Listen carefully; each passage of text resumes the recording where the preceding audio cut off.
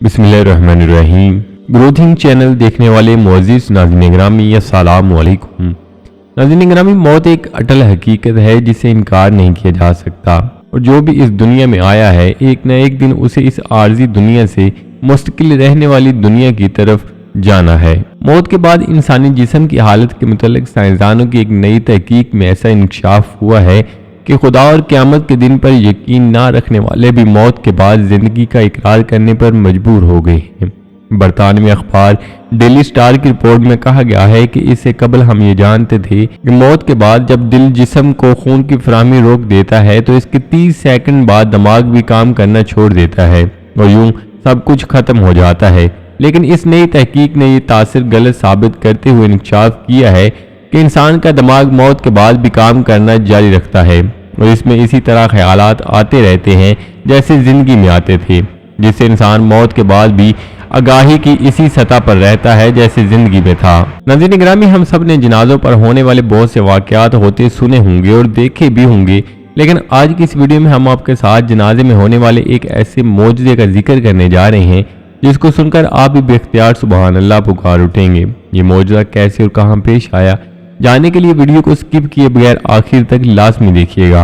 और नए आने वाले दोस्तों से गुजारिश है कि चैनल को ज़रूर सब्सक्राइब कर लें और साथ लगे बेल आइकन पर लाजमी क्लिक कर दें ताकि मुस्तकबिल में अपलोड होने वाली वीडियोस का नोटिफिकेशन आप तक बर वक्त पहुँचता रहे। नाज़रीन ग्रामी, हम जिस माशरे में ज़िंदगी गुजार रहे हैं वहाँ पर कुछ ऐसे लोग भी मौजूद हैं जो किसी के जनाजे को कंधा देना गुनाह समझते हैं। वो इस वजह से जब वो शख्स जिंदा था उसके साथ अच्छे ताल्लुकात न थे, और अगर कोई किसी इलाके में एक अमीर शख्स का इंतकाल हो जाता है तो लोग भाग भाग कर उसके जनाजे में शरीक होते हैं और उसके जनाजे को कंधा देते हैं, बेशक वो इंसान कितना ही बुरा क्यों ना हो। यह हमारे माशरे का एक ऐसा अलमिया है जिसे सोच का गुलाम कहना गलत ना होगा।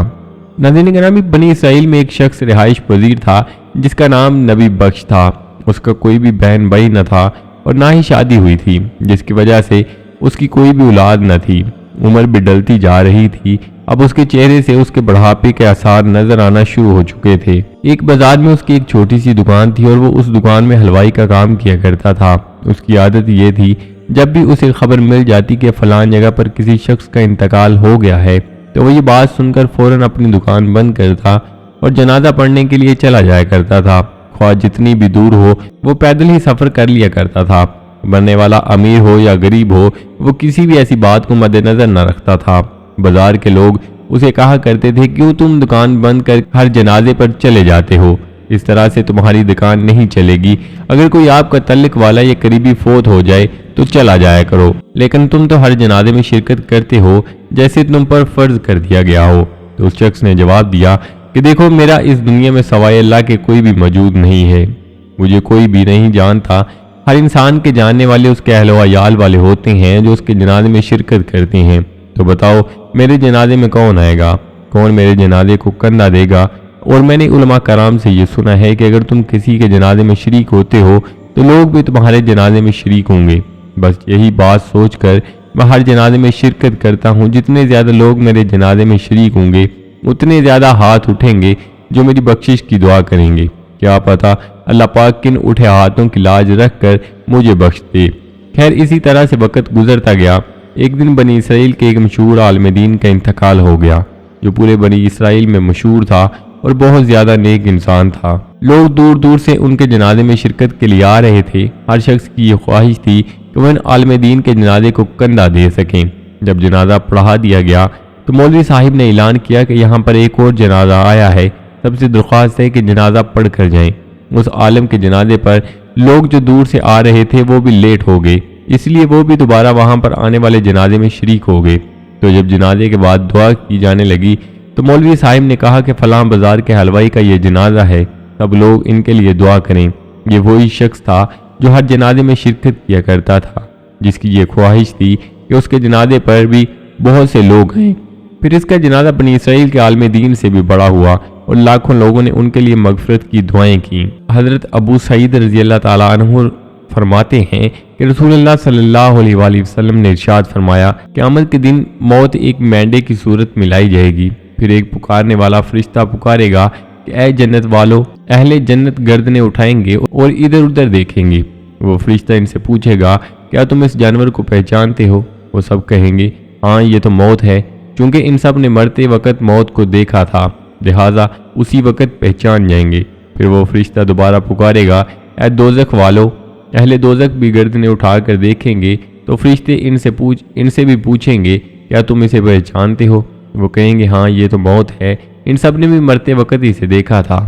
پھر اسی وقت موت ذبح کر دی جائے گی اور وہ فرشتہ کہے گا اے اہل جنت، اب تم ہمیشہ جنت میں رہو گے، تمہیں کبھی موت نہیں آئے گی، اور اے اہل دوزخ، اب تم ہمیشہ دوزخ میں رہو گے، تم میں سے کسی کو اب موت نہیں آئے گی۔ پھر رسول اللہ صلی اللہ علیہ وآلہ وسلم نے یہ آیت مبارکہ تلاوت فرمائی جس کا ترجمہ یوں ہے، اے پیغمبر، ان کو اس پچھتاوے کے دن سے ڈرائیے جب ہر بات کا آخری فیصلہ ہو جائے گا، جبکہ یہ لوگ اس وقت غفلت میں ہیں اور ایمان نہیں لا رہے۔ ناظرین گرامی، اگر ہم آج اپنی بات کریں تو ہم صرف اس شخص کی جنازے میں شریک ہوتے ہیں جس سے ہمارا کسی طرح سے تعلق ہوتا ہے، یا اس شخص کے جنازے میں شریک ہوتے ہیں جو بہت زیادہ امیر ہوتا ہے، یا اس شخص کے جنازے میں شریک ہوتے ہیں جو ہمارے آباء و اجداد کے جنازے میں شریک ہوا تھا، اور ان کو دکھانے کی غرض سے کہ آپ ہمارے گھر آئے تھے اس لیے ہم بھی آج آئے ہیں۔ ایسا کیوں ہے؟ ایسا صرف اس وجہ سے ہے کہ ہم بہت سے فرقوں میں بڑھ چکے ہیں، ہمارے دل میں ہر دوسرے انسان کے لیے نفرت پیدا ہو چکی ہے۔ ہمارے ہاں کچھ نام نہاد علماء کرام جنہوں نے حضور پاک صلی اللہ علیہ وآلہ وسلم کی امت کو فرقہ پرستی میں بانٹ دیا ہے اور ہم لوگ ان کے پیچھے چل پڑے۔ یاد رہے، کندھا اسی کو دیا جاتا ہے جو کسی کو کندھا دیتا ہے۔ اللہ پاک کا مکافاتی عمل بڑا طاقتور ہے۔